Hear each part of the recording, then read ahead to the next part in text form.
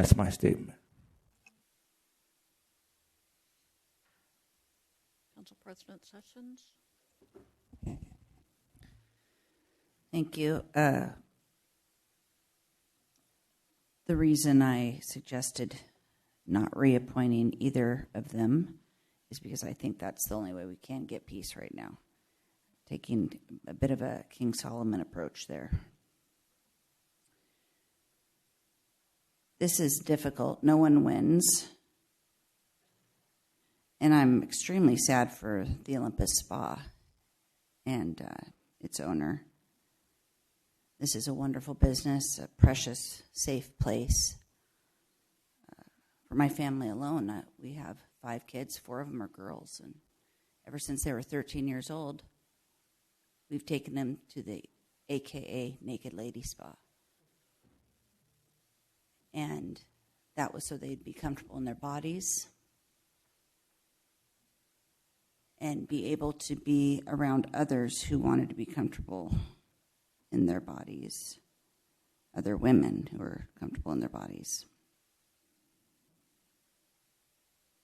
It's a safe place for a variety of women, including those who've had molestation, abuse, and those who identify as lesbian.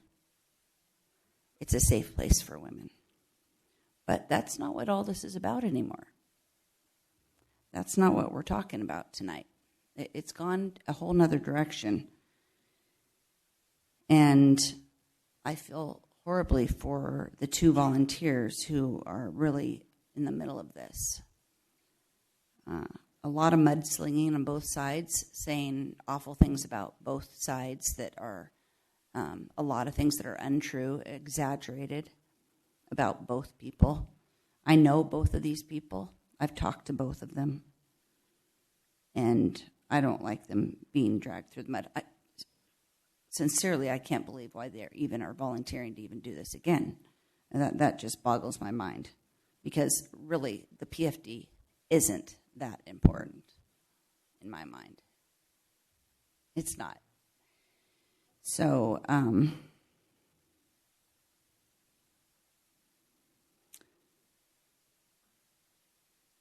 many false allegations have been said on both sides.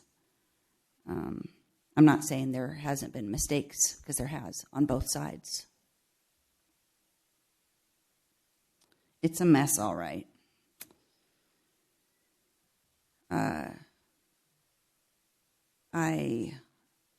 Vivian Dong was one of the 9 women that Council Vice President and I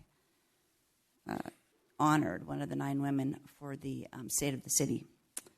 And that's because we believe that at the time that her attention and to Acadia and the wrongdoing of how that started, and even they would agree that they could have done better. And for us to be able to even vote on what we were talking about for the 6th of 6 meetings tonight was because of her getting people's attention about that. And also I find her to be, in my conversations with her, pretty gracious and a reasonable person.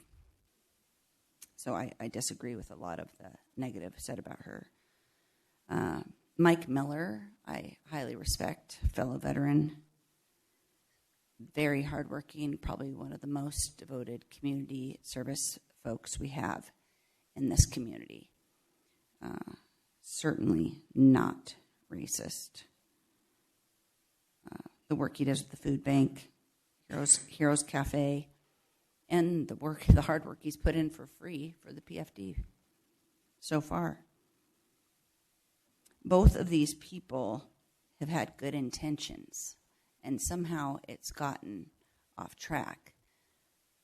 And I think that if both of those 2 people originally, and not just those 2 people, but especially those 2 people, would have just sat down and had a cup of coffee, that we wouldn't even be here.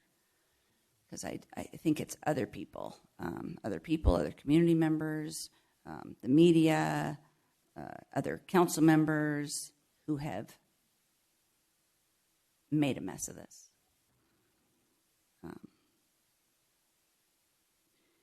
And then finally, again, I'm not in favor of appointing one or the other. I'm in favor of not appointing either of them because, like I said, we need this to stop.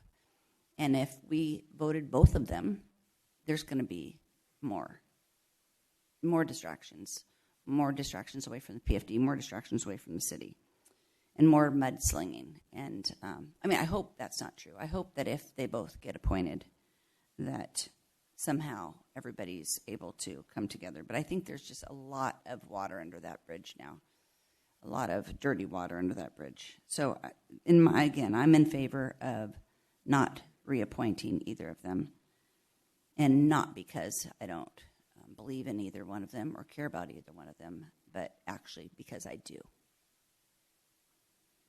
And we need to continue the work of the PFD and the City Council and move on to next steps.